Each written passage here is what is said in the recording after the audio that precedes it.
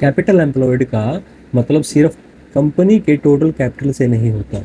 इसका मतलब है वो कैपिटल जो बिजनेस के ऑपरेशंस में एक्टिवली एम्प्लॉयड है, यानी जो रिवेन्यू और प्रॉफिट जनरेट करने के लिए यूज़ हो रहा है।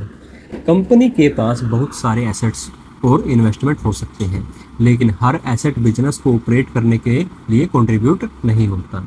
अगर कंपनी ने किसी दूसरी कंपनी के शेयर्स इन्वेस्टमेंट पर्पज से खरीद रखे हैं या कोई आइडल एसेट पड़ा हुआ है जिसका ऑपरेशन से कोई लेना देना नहीं है, तो जनरली उसे हम कैपिटल एम्प्लॉयड का हिस्सा नहीं मानते। कैपिटल एम्प्लॉयड के दो सोर्सेज होते हैं, ओनर्स का कैपिटल और लॉन्ग टर्म लैंडर कैपिटल।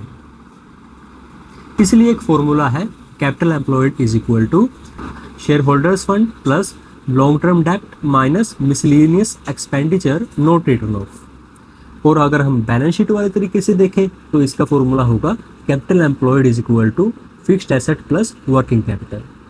यहाँ वर्किंग कैपिटल का मतलब है current asset minus current liabilities, क्योंकि बिजनेस को डेली ऑपरेशन चलाने के लिए भी कैपिटल की जरूरत होती है।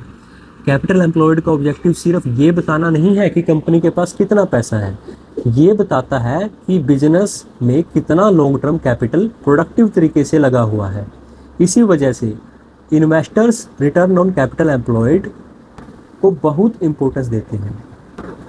मतलब इन्वेस्टर्स लोग ROCE को बहुत इंपॉर्टेंस देते हैं while calculating it's returns.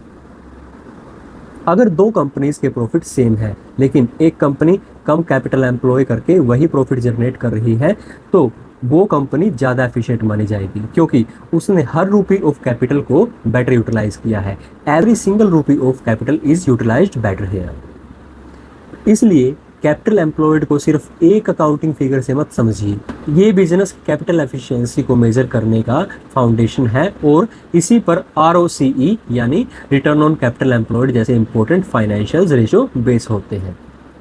Thank you.